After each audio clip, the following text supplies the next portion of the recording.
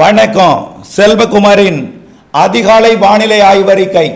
அதிகாரப்பூர்வ வானிலை அறிக்கைக்கு இந்திய வானிலை ஆராய்ச்சித்துறை அறிக்கையை பார்க்கவும். 2024 செப்டம்பர் 24 செவ்வாய்க்கிழமை அதிகாலை நிலவர வானிலை பதிவு. இன்றைய அறிக்கையில் வானிலை அமைப்பு எதிர்பார்த்தது போலவே வட உள் மாவட்டங்கள் வடகடலோர பகுதிகளில் கனமழை பொழிந்திருக்கிறது. அவை எங்கெங்கே? இன்றைக்கும் நாளைக்கும் கனமழை பொழிவு எங்கே? டெல்டா உள்ளிட்ட பிற பகுதிகளில் மழைப்பொழிவு எப்பொழுது? பரவலான மழைப்பொழிவு எப்பொழுது? அடுத்தடுத்த நாட்களில் அடுத்தடுத்த வாரங்களிலே மழைப்பொழிவு எப்படி இருக்கும்? வடகிழக்கு பருவமழை தொடக்கம் எப்பொழுது? தீவிரம் எப்பொழுது? இவையெல்லாம் இந்த அறிக்கையில் பார்ப்போம். கடந்த 24 மணி நேர மழைப்பொழிவை பொறுத்த வரைக்கும் எதிர்பார்த்தது போலவே கனமழை, மிக கனமழை பொழிவு எதிர்பார்த்திருந்தோம். சென்னை சுற்றுவட்டாரம் உறுதியாக என்று சொல்லிக்கொண்டே இருந்தோம். அதன் அடிப்படையில் சென்னை மணலியில் 144 மில்லிமீட்டர், 144.9, அதாவது 145 மில்லிமீட்டர் பெய்திருக்கிறது. Maduravoyal 84 millimetre, Vanagaram 82 millimetre, zone 2 Manali 77 millimetre, Valasaravakkam 66.9 millimetre, Malar colony 61 millimetre, மேலும் வளசரவாக்கம் ஒரு பகுதி 59 millimetre, Ambattur 56 millimetre, Kodambakkam 54 millimetre, Kolathur 52 millimetre, Malivakkam 51 millimetre, Puzhal 49 millimetre, Thiruvottiyur 48 millimetre, Perambur corporation park 47 millimetre, government higher secondary school MGR Nagar 47 millimetre, Chennai Nungambakkam 46 millimetre, Kathivakkam 45 millimetre, Royapuram 43 millimetre, Thiruvika Nagar 41 millimetre, Anna Nagar 41 millimetre, Thiruvottiyur 40 millimetre, Alandur 40 millimetre, Anna பல்கலைக்கழகம் 37 millimetre, Adyar 36 millimetre, Teynampet 35 millimetre, GCC 34 millimetre, Ayanavaram taluka அலுவலகம் 34 millimetre, Alandur 32 millimetre, Thiru Vi Ka நகரின் பெரம்பலூர் மேலூர் பகுதி 31 millimetre, Chennai collector office bungalow collectorate building 30 millimetre, மேலும் Perungudi 29 millimetre, Adyar zone 13 28 millimetre, ஐஸ்கவுஸ் 28 millimetre, Perungudi zone 14 27 millimetre, மேலும் பெருங்குடி மற்றொரு பகுதி 25 millimetre, DGP office 25 millimetre, CD hospital Teynampet 20 millimetre, தேனாம்பேட்டையில் மற்றொரு பகுதி 17 மில்லிமீட்டர், மீனம்பாக்கம் 17 மில்லிமீட்டர், சோழிங்கநல்லூர் அங்கே மட்டும்தான் கொஞ்சம் கம்மி 7 மில்லிமீட்டர். தெற்கே போனோம்னா செங்கல்பட்டு மாவட்டம், செங்கல்பட்டில் பெய்திருக்கு, இடையில சென்னைக்கும் செங்கல்பட்டுக்கும் இடையில கொஞ்சம் குறைவு. அதே போல பிற இடங்கள் மழைப்பொழிவு பார்த்தீங்கன்னா அரியலூர் மாவட்டத்தில் அரியலூர் தாலுகா அலுவலகம் 66 millimetre, Suthamalli dam 18 millimetre, Senthurai 12 millimetre. இன்னும் நனைக்கு மழைகள் கூடுதலாக இருக்கிறது. செங்கல்பட்டு மாவட்டம் பார்த்தீங்கன்னா மதுராந்தகம் தாலுகா அலுவலகம் 57 மில்லிமீட்டர், மாமல்லபுரம் பிடபிள்யூடி பங்களா 37 மில்லிமீட்டர், திருக்கழுக்குன்றம் தாலுகா அலுவலகம் 26 மில்லிமீட்டர், ஆலந்தூர் 22 மில்லிமீட்டர், தாம்பரம் தாலுகா அலுவலகம் 10 மில்லிமீட்டர். மேலும் மழைப்பொழி பார்த்தீங்கன்னா கரூர் மாவட்டம் தலைநகர் கரூர்லேயே 11 மில்லிமீட்டர் மழை பொழிந்திருக்கிறது. மேலும் பெரம்பலூர் மாவட்டம் தழுதலை 24 மில்லிமீட்டர், பெரம்பலூர் 12 மில்லிமீட்டர், லப்பை குடிக்காடு போன்ற பகுதிகளில் நனைக்கு மழை 1/2 சென்டிமீட்டர் 7 மில்லிமீட்டர் வரைக்கும் பெய்திருக்கிறது. மேலும் புதுக்கோட்டை மாவட்டம் இலுப்பூர் 3 மில்லிமீட்டர், மேலும் ராணிப்பேட்டை மாவட்டம் சோளிங்கர் 60 மில்லிமீட்டர், மேலும் அரக்கோணம் 11 மில்லிமீட்டர்.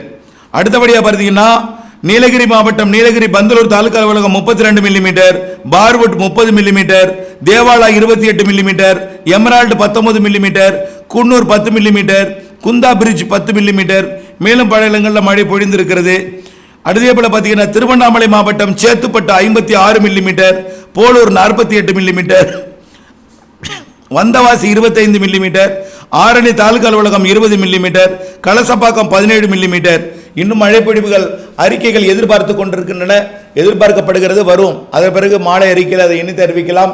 இப்பொழுது பார்த்தீங்கன்னா இவ்வளவு இடங்களில் நாம எதிர்பார்த்தது போலவே மேற்கு தொடர்ச்சி மலையில் எதிர்பார்த்தோம் மழை, பாலக்காட்டு கணவாயில் பொள்ளாச்சியோட தெற்கு பகுதியிலையும் முக்கோணம் வரைக்கும், அதே போல் தாராபுரத்தில் கூட நனைக்கும் மழை பொழிவு காணப்பட்டது.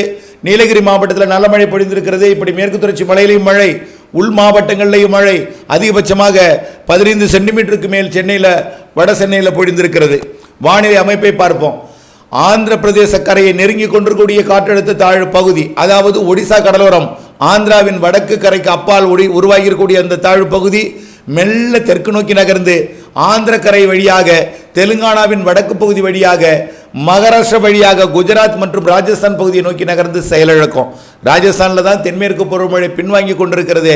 எப்படி அங்கே போகும் என்றால், போனதும் அது செயலிழந்து முற்றிலுமாக அது நின்று போய்விடும். அடுத்தபடியாக இந்த நிகழ்வு உள்ளே நகர இருக்கிற காரணத்தினால நாம் எதிர்பார்த்தது போல செப்டம்பர் 23 மழை பொழிந்து விட்டது. வரைபடத்தில் காட்டியபடி இரு காற்று இணையும் இடத்துல நல்ல மழை பொழிந்திருக்கிறது. இன்றைக்கும் அதே இடம்தான். அதாவது டெல்டா தவிர்த்து, டெல்டாவிற்கு இருக்கு வாய்ப்பு, ஓரிரு இடங்களில் இருக்கும், தூறல் நனைக்கும் மழைகள் இருக்கும். புதுக்கோட்டை, சிவகங்கை, மதுரை மாவட்டத்துக்கு இருக்கும், ஓரிடங்களில் இருக்கும். ஆனால் கரூர், கர்நாடக எல்லையோரம் முதல், கரூர் கூட 1 சென்டிமீட்டர் மழை பொழிந்திருக்கிறது, நினைவிருக்கலாம். கர்நாடக எல்லையோரம் முதல் நீலகிரி மாவட்டம் தொடங்கி கர்நாடக எல்லையோரம் ஈரோடு, அப்படியே சென்னை வரைக்கும் கடலோரம், அரியலூர் மாவட்டத்திற்கு வடக்கே பொய்யும் என்றோம். அரியலூரை விட நல்ல மழை பொழிந்திருக்கிறது. அரியலூர் மாவட்டத்தில் கூட ஒதுக்கி ஒதுக்கி பெய்யும் என்றோம், ஒதுக்கி ஒதுக்கி பெய்திருக்கிறது. இன்றைக்கும் அதே போல்தான். 24ஆம் தேதி மாலையில் மழை தொடங்கி நள்ளிரவில் தீவிரமடைந்து ஆந்திர பகுதியை நோக்கி விலகும். இப்பொழுது இந்த மழை சென்னையில் பெய்து விலகி இருக்கிறது. நள்ளிரவில் நல்ல மழை பொழிந்தாலும் இப்பொழுது அங்கே மேகமூட்டத்துடன் வானிலையும் தூறல் ஆங்காங்கே ஒரு சில இடங்களில் கொடுத்தாலும் அது பொழுது விடிந்ததும் முற்றிலுமாக காணாமல் போய்விடும். மீண்டும் மதியத்திற்கு மேல் மழை வரும். மாலையில், இரவில், நள்ளிரவில், அதிகாலையில் மீண்டும் இன்றைக்கு இரவு, நாளை அதிகாலை வரை மழை கொடுக்கும்னு ஏற்கனவே அறிவித்தபடி அமையும். இன்றைக்கும் மயிலாடுதுறைக்கு வடக்கே தான், அரியலூருக்கு வடக்கே தான், அதே போல் சேலத்துக்கு வடக்கே தான், கரூர் மாவட்டத்துக்கு வடக்கே தான், கரூரில் நாமக்கலுக்கு வடக்கே தான். கரூரில் ஆங்காங்கே ஒரு சில இடங்கள் எதிர்பார்த்தது கரூரில் இருந்திருக்கு. ஈரோடு மாவட்ட வடக்கு பகுதி, நீலகிரி, அப்புறம் பாலக்காட்டு, கணவாய், இங்கே சாரல், அப்படியே கன்னியாகுமரி வரைக்கும் மழையில் சாரல். கேரளாவில், கர்நாடகாவில் மழை, அதிகபட்ச மழை கோவாவில் இருக்கும். கோவா, மகாராஷ்டிரா கடலோர பகுதியில் இருக்கும். தமிழ்நாட்டில் இன்றைக்கும் வடகடலோரம், வடவுள் மாவட்டங்களில் நல்ல மழை இருக்கு.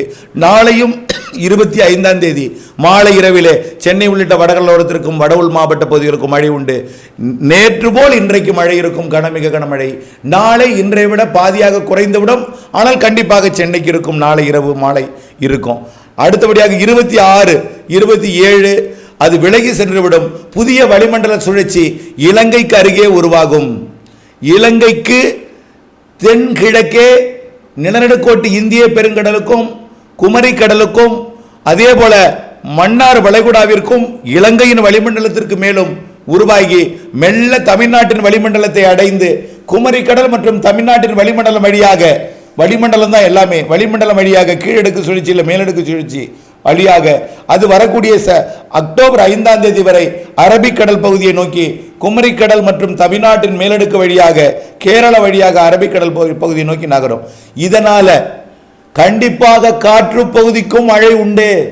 எப்படி காற்று பகுதிக்கு மழை உண்டுன்னா, வளிமண்டல சுழற்சி உள்ளே தென்மேற்கு பருவக்காற்றை நுழைய விடாமல் புழுக்கத்தையும் வியர்வையும் ஏற்படுத்தும்.